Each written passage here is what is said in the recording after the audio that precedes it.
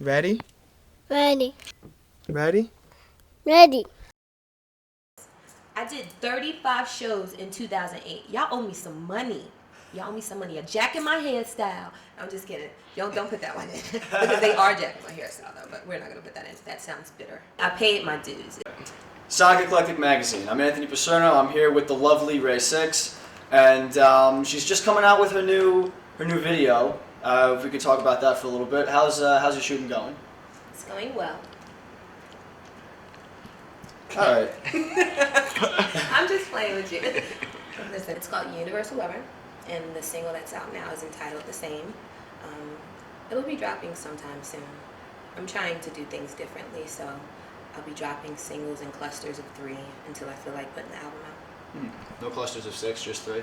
No, a 6 is a whole nother thing, but I can't tell that part of the whole album concept, or people will steal it. Okay. So I gotta keep that on wraps. All right. So tell me about the video. How's everything going with that? Like, is it fun or is it hard work on stage? Offset, onset, things like that. No, stage is easy. It's regular life that's hard. That's a good one. Yeah. Yeah, stage is easy. But the video, the first one, like I said, Universal Lover, it's like the fun poppy version where I don't get to say fuck, I have to say touch because it's going on television. Can you say fuck on here? Internet land. Exactly, and I hope your viewers are like over 18, 21, right? I think so. I think we're good. Because my music is not for children, first off. Alright, let's begin with that. But the first video is like really poppy, bright, and well done, and very, vivid. And the second video, which is the remix, the dirty version, is not like that. It's the dirty version. So now the dirty version that's coming out. What do audiences like? Why are we going to be on the edge of our seat? What do we have to look forward to with that one? Well, I shot a video with 20 people in 2 hours. One, because I'm impatient and I don't like 3-day jobs. Seriously. Like, I'm very impatient and I know I can get it done within a certain amount of time. So we just shot it the other day in 2 hours. And it was about, I'm going to say 7 girls and like 4 boys.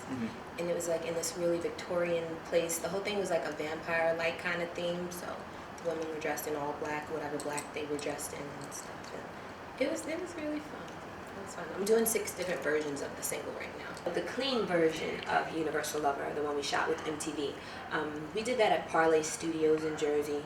It was a pretty big production. It took about 3 days, I had actually been shooting a commercial at the same time that we shot the video, so it was like really heavy production. We had a bunch of girls dressed in like pink and gray tape. I made pink and gray tape outfits for them, masking tape, and then we had the bubble girls, and they had like the little robber black strip across their faces.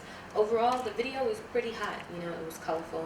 It was one point in time, it was like probably 10 minutes before we finished shooting. We had to get the candy scene, so I stripped butt naked and I lay down and they dumped candy and confetti and roses all over my body until I'm covered in just a big thing of candy. It was cool. Nice. And we shot that for 5 damn seconds and it was like, cut, it's a wrap. Oh, okay. I was upset. Yeah. I was upset. I wanted more candy and confetti. How did you get your start? I've been singing since I was born, so it started in like grammar school to high school to forever. And where did you come up with the name Raye6? Like you were telling me a little bit before about astrology and everything. Could you tell our fans out there? Well, I kind of just found out that 6 was my number through like the books and everything on the internet and things like that. But I just decided 6 was going to be my number because I was born October 15th and 1 and 5 is 6, and I was born at 1:32 a.m. 132 is 6. So just calling it Raye6. So we discussed a little bit about there's the sexual themes in all of your music, and is there something there, like popular music? It's like you're going for that sexy kind of vibe.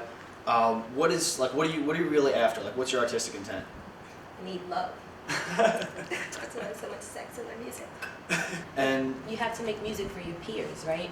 And your peers aren't those little 14 and 15-year-olds that shouldn't be understanding what you're talking about right now. That's the problem with the radio today.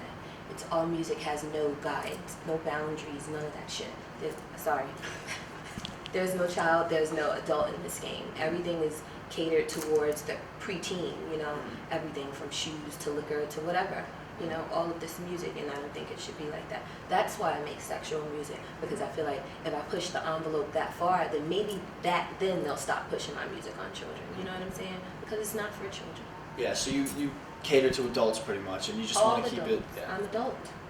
You know, I mean, if I was like 14 working for the Disney Channel, it'd be a whole other thing. It'd be like, 14-year-old, why are you making sexual music? It's not cool.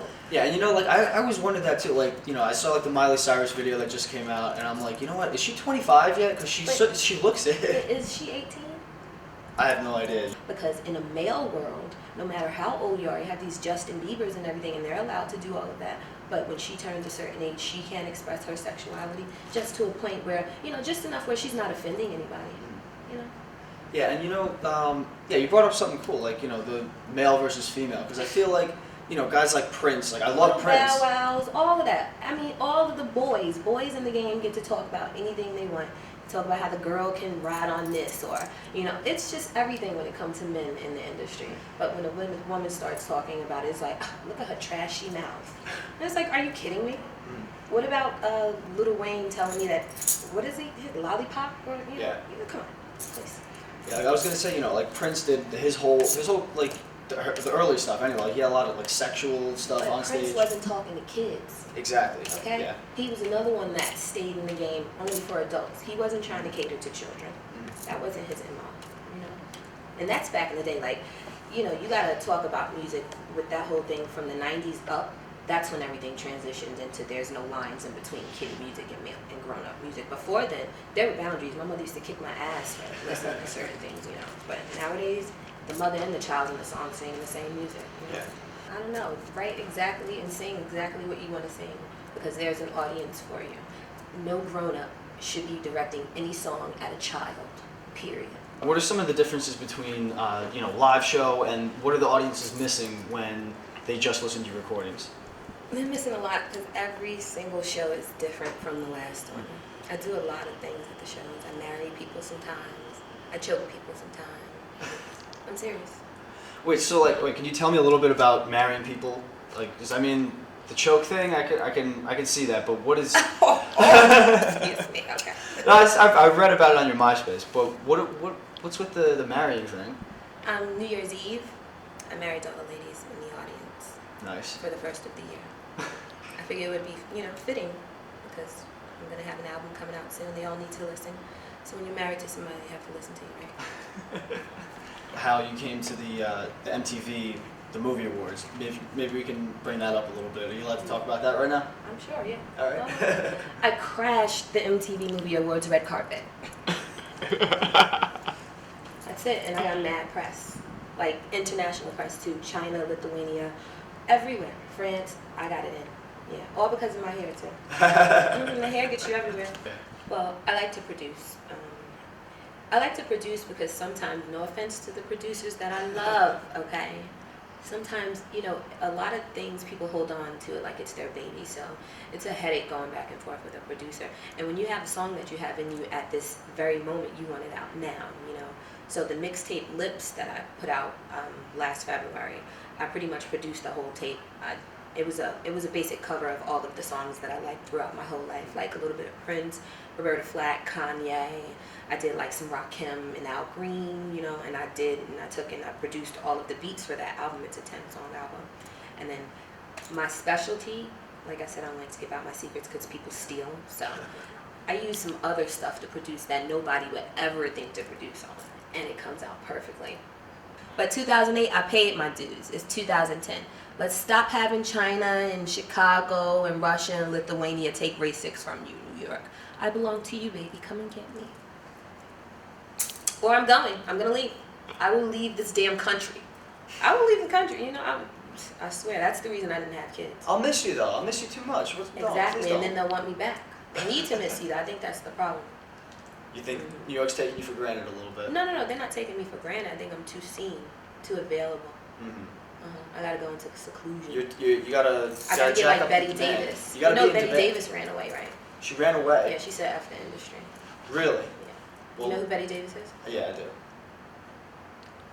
Who's Betty Davis? I'm thinking of Betty White. I'm not talking about an actress. I'm talking about that funk rock psychedelic soul singer that Miles Davis married. She's the one who turned him weird. Betty Davis. Oh, so that's where So Bitches you Brew gotta came from. exactly Google her. So Google Bitches her. Brew came from Betty Davis, Yeah, not people Miles Davis. when they do write-ups of me, they compare me to Prince and Betty Davis. That's the best shit ever. Yeah, you gotta Google her. Google Betty Alright. Davis. You know Prince, but Google Betty. I like Prince. I mean, I'm a white kid, but I can like Prince, right? Prince may have a little white in him too. Right? Prince has got everything in him, though. He's just, he's a little. That bit was everything. really like something else. I was gonna go on that one, but I was like, Once again, this is Anthony Paserno from Sonic Eclectic Magazine. You just heard it from Raye6. She's awesome. Look out for her in the future because she's doing big things. You can find my new single right now on iTunes. It's called Universal Lover. And you can also go to www.raye6.net or universe6.com to listen to my mixtape Lips, Love is Powerfully Sexy. I'm Raye6 and you are watching Sonic Eclectic all day long, all night long. We don't sleep.